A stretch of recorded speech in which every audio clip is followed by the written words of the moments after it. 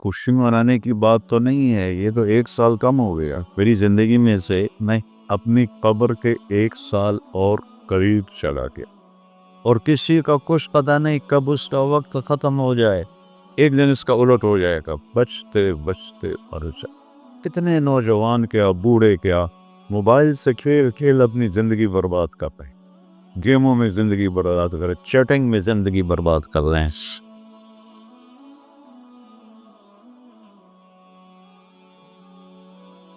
ویسے تو نئے سال میں کوئی نئی چیز نہیں، وہی جنوری آ گیا جو پچھلے سال آیا تھا، وہی فروری آئے گا جو پچھلے سال تھا، وہی مارچ آئے گا جو پچھلے سال تھا، وہی سردی ہے جو پچھلے سال تھی۔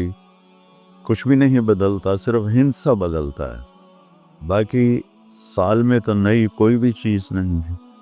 موسم بھی وہی ہیں، دن رات بھی وہی ہیں، بارش آندھیاں بھی وہی ہیں، دریاؤں کی روانی، ہمارے تو دریا خشک ہو گئے، وہی پہاڑوں پہ برف ہے، وہی آبشاریں ہیں، وہی چشمے ہیں، وہی پرندوں کی ڈاریں ہیں، وہی رات کا اندھیرا ہے، وہی دن کا اجالا ہے، وہی صبح و شام ہے، وہی کہیں رونا ہے، کہیں ہنسنا ہے، کہیں دکھ ہے، کہیں سکھ ہے، کہیں ظالم ہے، کہیں مظلوم ہے، کہیں بدکار ہے، کہیں نیکوکار ہے، کہیں دھوکے باز ہے، کہیں دیانتدار ہے۔ ہر چیز تو اسی طرح چل رہی، تو تبدیلی کیا ہوئی ہے؟ اور کتنے پاگل پن کی بات ہے کہ خوشی منائی جاتی۔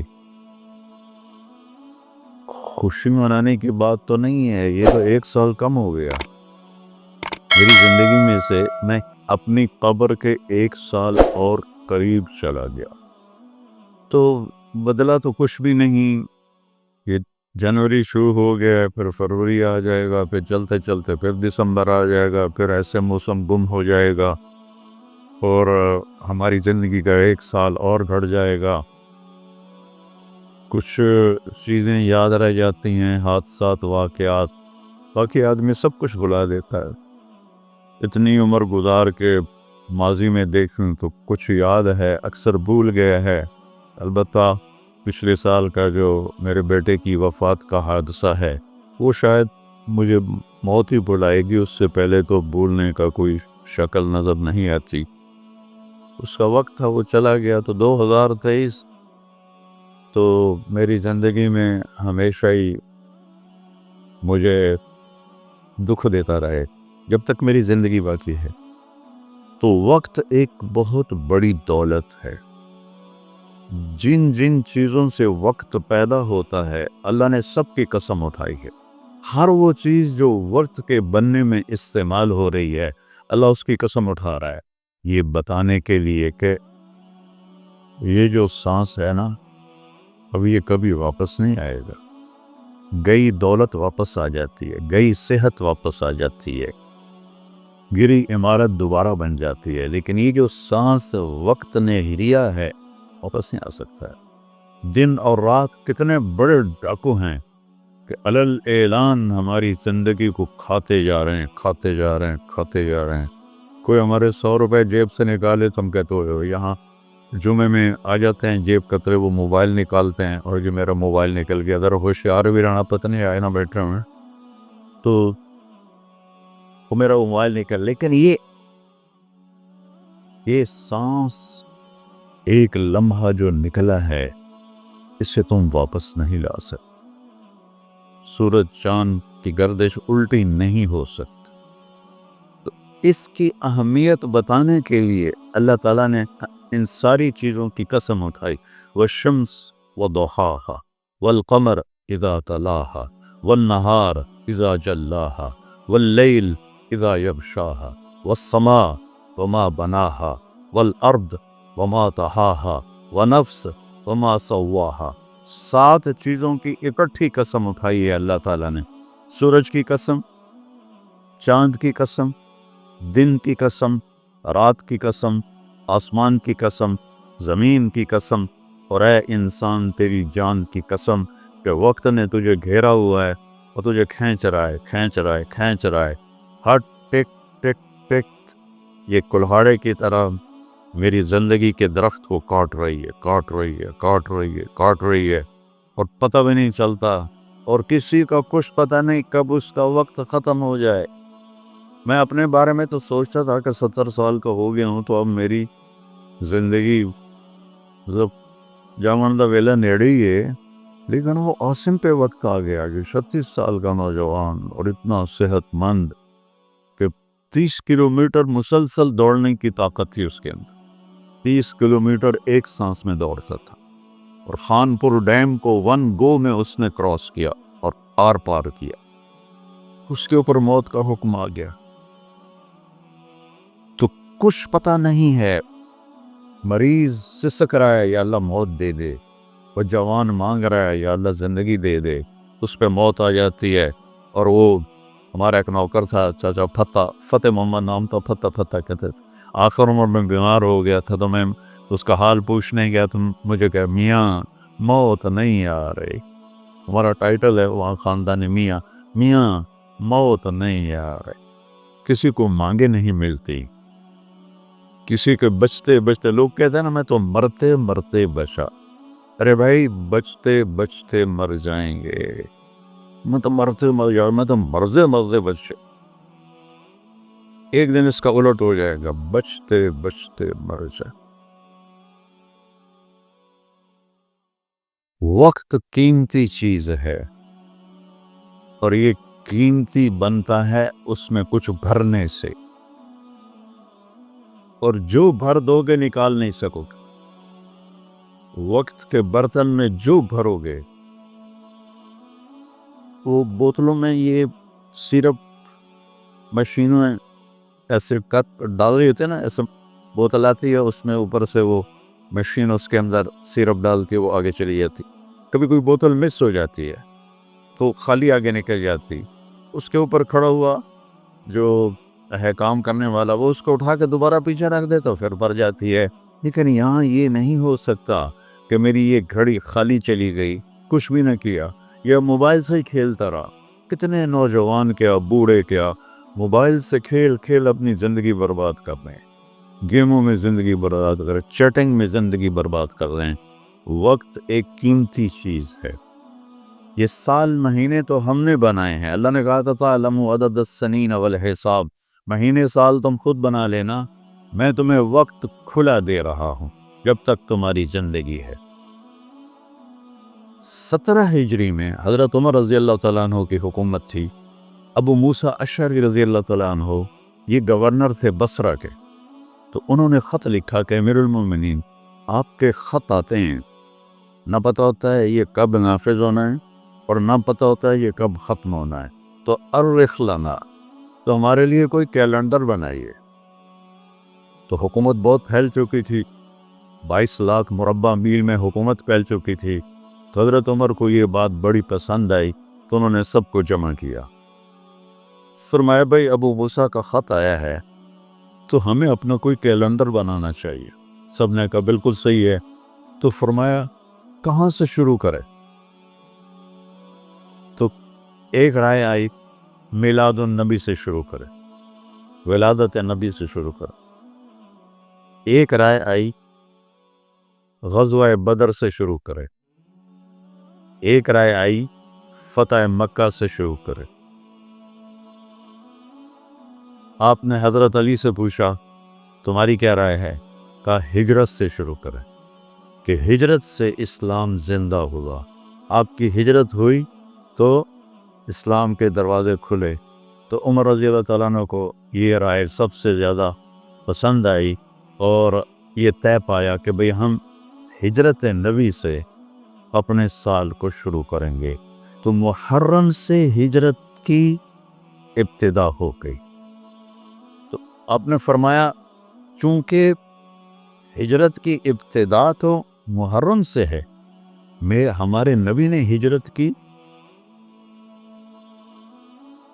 سفر میں جا کر، 27 سفر، تو ہم ہجری شروع کریں گے وہاں سے، اور سال شروع کریں گے محرم سے، کہ محرم سے ہجرت کی ابتدا ہوئی تھی۔ اور حاجی حج کر کے واپس جاتے ہیں تو محرم پہلا مہینہ بنتا ہے. تو لہٰذا ہمارا جو سال بنا وہ بنا محرم سے شروع ہوگا، اور اس کی جو سال کی جو انتہا ہے، ابتدا، وہ ہجری سے ہوگی. اور صحابہ اجازت لے رہے تھے، جا رہے تھے. ابوبکر صدیق نے اجازت مانگی تو آپ نے انکار کر دیا. تو کہا یا رسول اللہ میں آپ کے ساتھ جاؤں گا. آپ نے کہا ہاں. حضرت عمر رضی اللہ عنہ نے اجازت مانگی، آپ نے دے دی. تو حضرت عمر رضی اللہ تعالیٰ عنہ نے زرہ پہنی، تلوار سجائی اور بیت اللہ کا طواف کیا، اور جہاں سارے قریشی بیٹھے تھے وہاں کے کھڑے ہو گئے.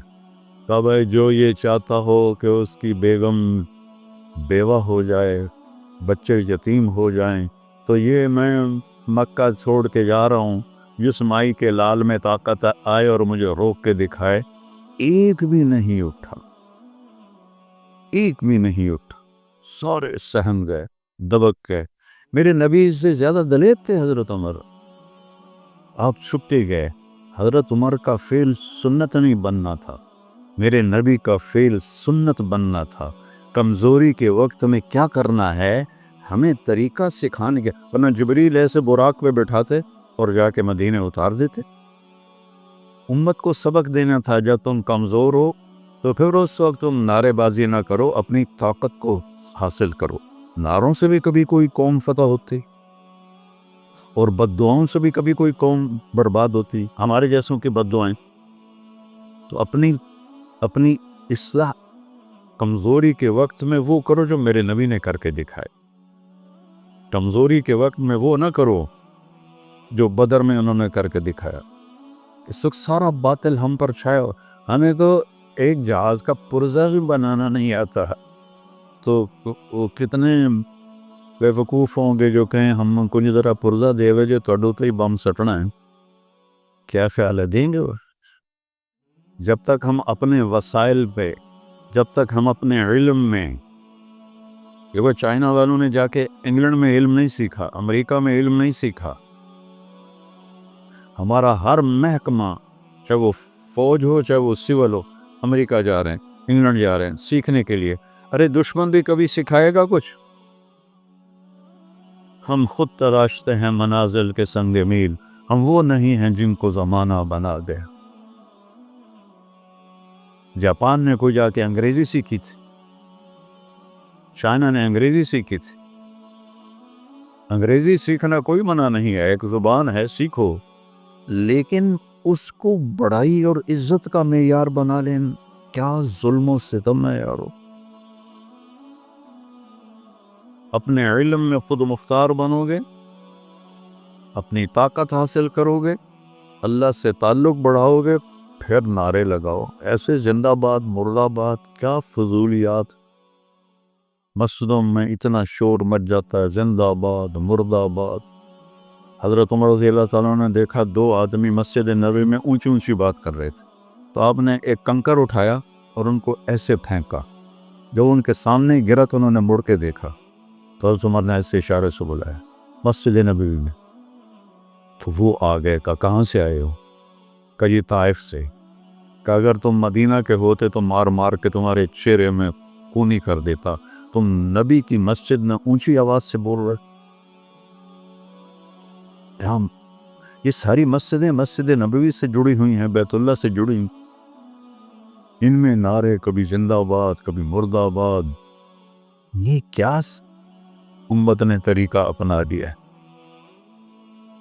سلطان عبد المجید نے جب مسجد نبوی بنائی، جو سیکنڈ لاسٹ تھا ترکی بادشاہ، تو اس نے ساری دنیا سے کاریگر بلائی.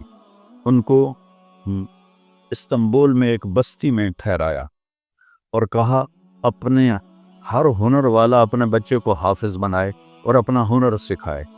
تو سب نے ایک ایک بچہ حافظ بنایا، اپنا تعمیراتی ہنر سکھایا.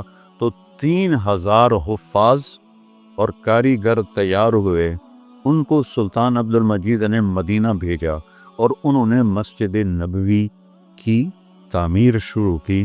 سارا ہر پتھر پہ قرآن پڑا ہوا ہے جو پرانی مسجد ہے. اور جب کوئی پتھر رکھتے تھے اور وہ تھوڑا بڑا ہوتا تھا، اس کے مطابق نہیں ہوتا تھا، تو وہ نشان لگاتے، تو وہاں بھی تراش سکتے تھے تیشے کے ساتھ، نشان لگاتے۔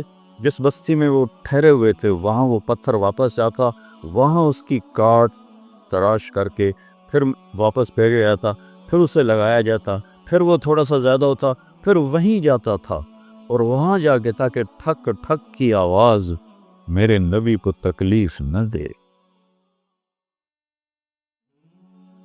میرے نبی تو اپنے قبر میں زندہ ہے تاکہ ان کو تکلیف نہ ہو، تو پھر اس کو واپس لا کے پھر جوڑا جاتا تھا۔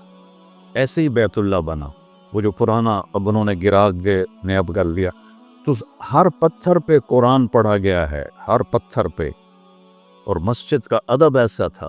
پھر اس کے بعد یہ نئی مسجد، ہر سال میں جاتا تھا، میں دیکھتا تھا وہ کاریگر سگریٹ پی رہے ہوتے تھے، دھواں اڑا رہے ہوتے تھے، وہ ساتھ تعمیر کر رہے ہوتے تھے۔ نہ وہ عشق میں رہیں گرمیاں، نہ وہ حسن میں رہیں شوخیاں، نہ وہ غزنوی میں تڑپ رہی، نہ وہ خم ہے زلف ایاز میں۔ وہ زمانہ ہی بدل گیا، وہ مسلمان آئے اس شاخ گئے وعدہ فردہ لے کر، اب انہیں ڈھونڈ چراغے رخ زیبا لے کر۔ تو ہمیں قمری سال دیا گیا، اس کی وجہ مجھے سمجھ آئی 2014 میں جب میں ناروے گیا، اور ناروے میں ہے اینڈ آف دا ورلڈ، شمال میں and of the world Norway میں ہے۔ میں وہاں گیا، اس علاقے میں 2 مہینے سورج نکلتا نہیں اور 2 مہینے ڈوبتا نہیں، تو کیلنڈر جو شمسی ہے وہ فیل ہو جاتا ہے۔ رات ہے لیکن سورج نکلا ہوا پتہ نہیں دن ہے یا رات، دن ہے سورج نکلا ہوا پتہ نہیں دن ہے یا رات ہے۔ تو کئی علاقے ہیں ایسے اوپر شمال میں جہاں سورج کا کیلنڈر فیل ہو جاتا ہے۔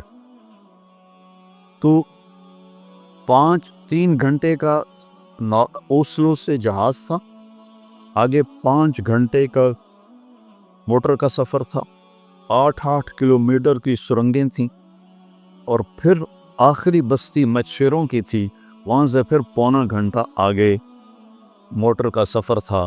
تو جب ہم وہاں پہنچے تو وہ جون جولائی سورج ڈوبتا نہیں، 1 اگست کو ڈوبنا شروع کرتا ہے، اور ہم 4 اگست کو پہنچے، اور شروع میں بس 1 تاریخ کو ایسے ڈوبتا ہے ایسے نکل آتا ہے، پھر 2 کو تھوڑا سا وقفہ کرتا ہے، 3 کو تھوڑا سا وقفہ کرتا ہے، 4 اگست کو 20 منٹ کی رات، چونکہ میں 4 اگست کو کیوں وہی یاد ہے، 4 اگست کو 20 منٹ کی رات، اور ہم وہاں پہنچے تو ابھی ہم نے مغرب بھی پڑھنی تھی، عشاء بھی پڑھنی تھی، اور سورج نکلنے سے پہلے فجر بھی پڑھنی تھی۔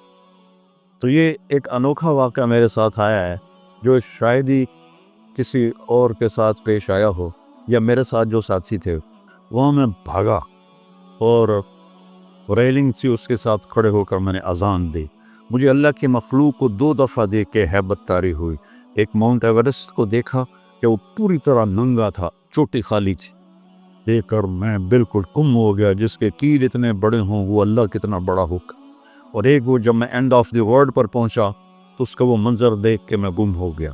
میں نے اذان دی، ٹھنڈی ہوا چل رہی تھی، تو میں نے قبلہ دیکھنا چاہا تو چاند سامنے چمک رہا تھا، سورج فیل ہو گیا تھا، چاند چمک رہا تھا۔ تو آج سمجھ میں آیا کہ اللہ نے ہمیں چاند کا کیلنڈر کیوں دیا ہے، کہ میرا نبی سارے زمانے کا نبی ہے۔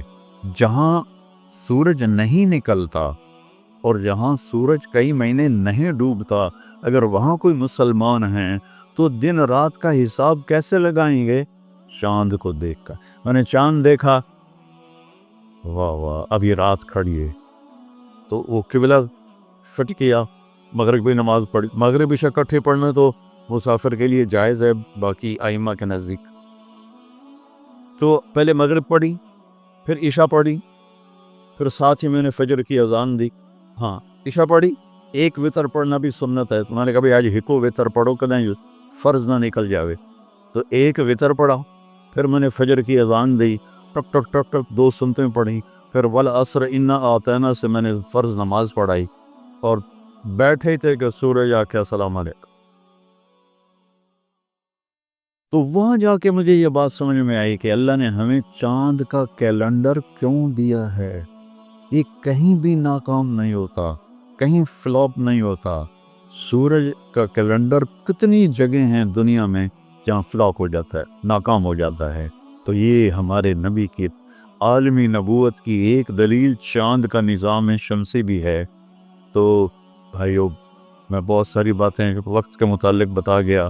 کہنا تو یہ تھا کہ ہندسہ بدلا ہے تو اپنے آپ کو بھی بدلیں, توبہ کریں اپنے رب کی بارگاہ میں اور گناہوں سے توبہ کریں. پتہ نہیں کب عاصم کی طرح کس کو موت اٹھا کے لے جائے. تو نہ جانے بلا لے پیا کس گھڑی, تو کیا کیا کرے گی کھڑی دن کے دن. نہ جانے بلا لے پیا کس گھڑی, پتہ نہیں کب موت کا ڈنکا بج جائے. تو بھائیو, اس سے پہلے توبہ کرو, اپنے رب کی بارگاہ میں جھکو, فرائض ادا کرو, 5 نمازیں پوری پڑھو, جھوٹ نہ بولو, سچ بولو, دھوکہ نہ دو, دیانتداری سے چلو, بدکاری نہ کرو, نکاح کرو, نشے نہ کرو, حلال پیو, حلال کھاؤ, حرام نہ کماؤ, حلال کماؤ. ماں باپ زندہ ہیں تو ان کے آگے اف بھی نہ کرو. بیوی بچوں سے حسن سلوک رکھو, روب جمانا نہیں. ماں باپ سے کہتا ہوں, اولاد کی عزت کرو, اولاد کو عزت دو, انہیں ڈانٹ ڈپٹ سے نہ چلاؤ, پیار سے چلاؤ. اولاد سے کہتا ہوں ماں باپ کے آگے اف بھی نہ کرو کہ وہ تمہاری جنت ہیں, وہ تمہاری جنت کے دروازے ہیں. اور اپنی کمائیوں میں حلال رکھو. ایک دوسرے سے لڑے ہوئے ہو تو صلح کر لو, کہ اللہ پاک کو آپس کا لڑنا بالکل پسند نہیں ہے. اور اب یہ سیاست کا بازار گرم ہو رہا ہے, یہ نہیں منافقت ہے, منافقت کے سوا کچھ نہیں ہے. اس سے دور ہی رہو تو اچھا ہے. اور اگر کہیں کوئی سیاست کا کسی کو شوق ہے تو پھر اپنے مخالف کی بدخوئی نہ کرے, اس کی برائی نہ کرے, اس کو گالیاں نہ دے, اس کو برا بلا نہ کہے, ورنہ اپنی آخرت خراب کرو گے. ایم پی ایم این اے ٹکے ٹکے بھی کرائے ہیں تو ان کی کیا حیثیت. آج کل کے وزیروں کو کون پوچھا, وزیر اعظم کو کوئی نہیں پوچھتا, تو وزیروں کو کس کو پوچھیں. جب میں لاہور پڑھتا تھا تو مغربی پاکستان ہوتا تھا ایک صوبہ, اور اس کا گورنر تھا امیر محمد خان اکیلا, اور پورے مغربی پاکستان کے 11 وزیر. ان کا روب بھی تھا, ان کے پاس پاور بھی تھی, ان کا پروٹوکول بھی تھا, وہ دیانتدار بھی تھے. کیا کریں, اپنے اوپر ہی روئیں, آنسو بہائیں. تو بھائی توبہ کرتے ہو سارے, کہو میرے ساتھ یا اللہ میری توبہ, پھر کہو یا اللہ میری توبہ, پھر کہو یا اللہ میری توبہ. انشاءاللہ ہماری توبہ قبول ہوگی. اور اگر کبھی ٹوٹ جائے پھر توبہ کر لینا, اللہ پھر معاف کر لے گا انشاءاللہ.